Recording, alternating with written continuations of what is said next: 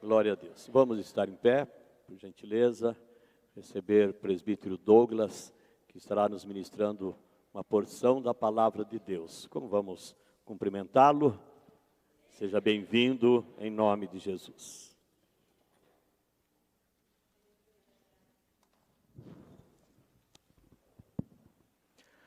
Cumprimento os irmãos com a paz do Senhor. Agradeço a Deus por estar aqui nessa noite, ao pastor presidente, doutor Elias Cardoso, ao pastor Joinville Albernaz, ao pastor Jeremias, pela oportunidade de podermos ministrar a palavra do Senhor. E agradeço também à igreja que orou pelo episódio de saúde que nós tivemos, porque vários milagres aconteceram e nós estamos aqui para testificar com Deus, quão bom Ele é para todos nós. Vamos abrir a Bíblia no Evangelho de Lucas, no capítulo 18.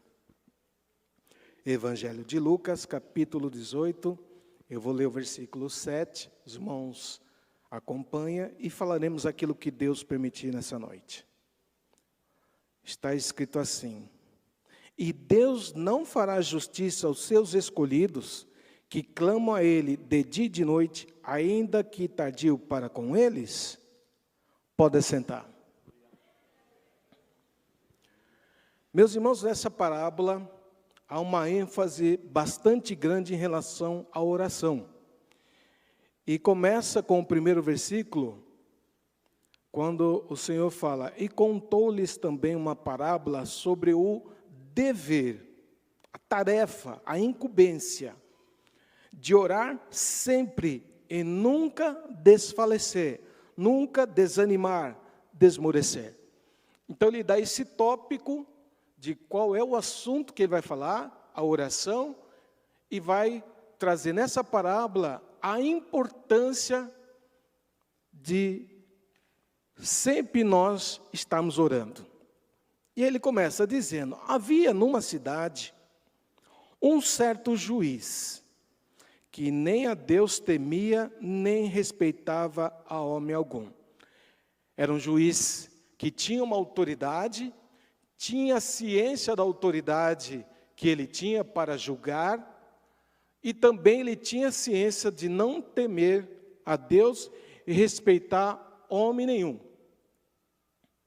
Também nessa cidade havia uma certa viúva, e ia ter com ele, dizendo: faze-me justiça contra o meu adversário.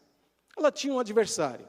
Não aparece aqui qual era o adversário, era adversário oculto, mas ele existia. Assim também como nós temos muitos adversários ocultos que existem, mas que Deus, Ele faz justiça. E Ele quer trazer através dessa mensagem aquilo que nós devemos fazer diante de adversários que se levantam contra a nossa vida.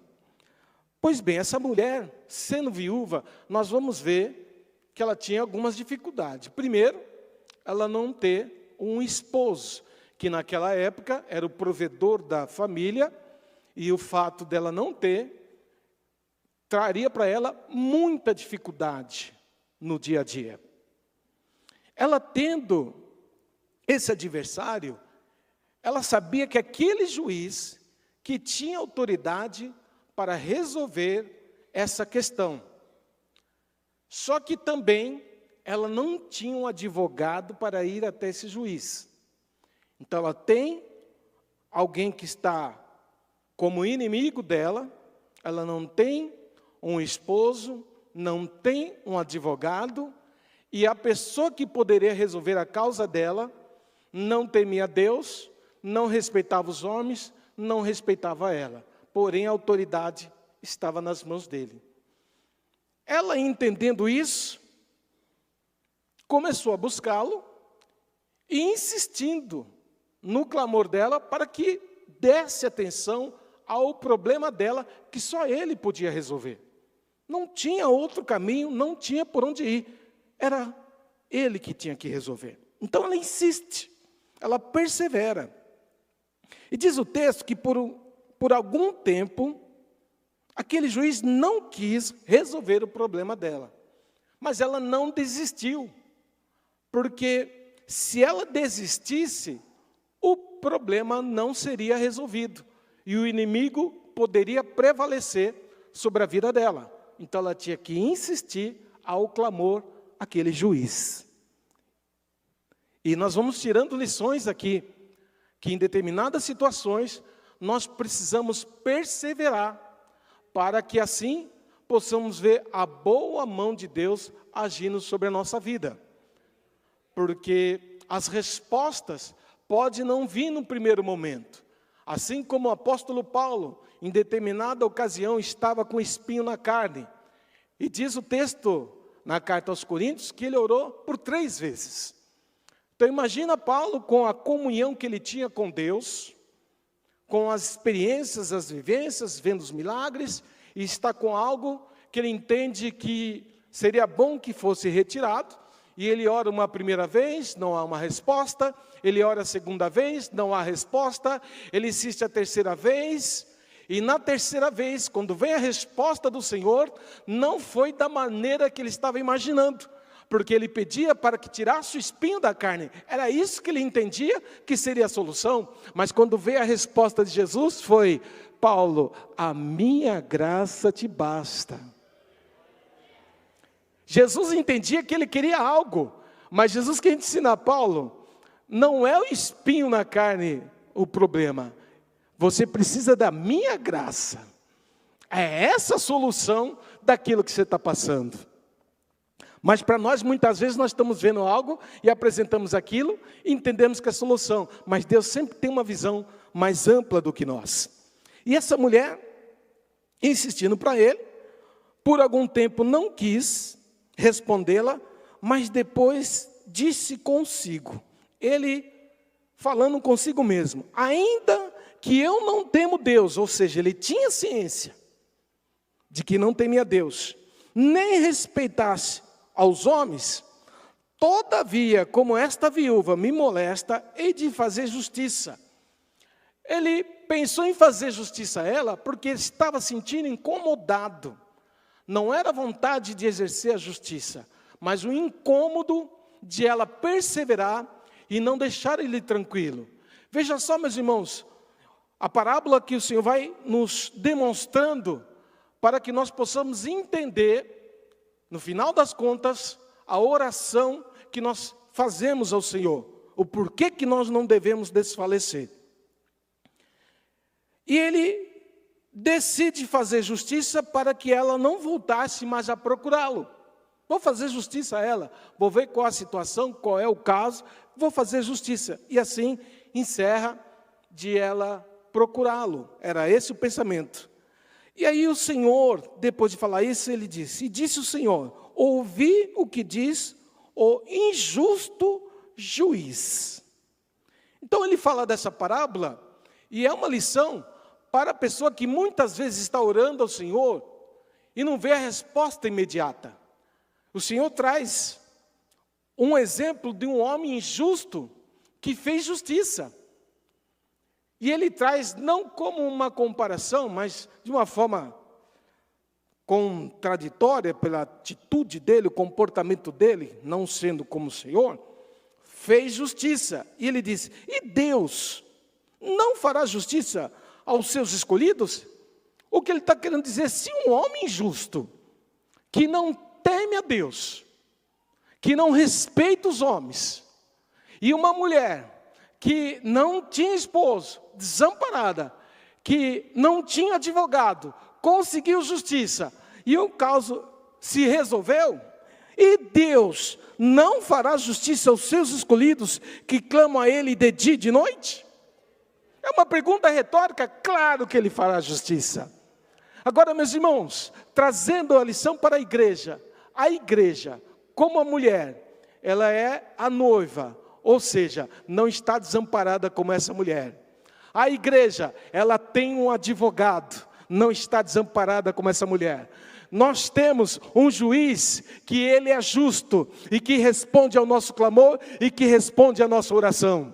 Então o Senhor quer trazer uma parábola para que nós entendamos, porque se um homem com essa característica fez justiça à mulher, e Deus que é justo, não fará justiça para mim e para você, ainda que longânimo, ainda que no tempo dele, sim, ele fará justiça. Por isso ele quer trazer, através dessa parábola, persevera na oração, não desista, não desfaleça em momento nenhum, porque a resposta vai chegar para a sua vida.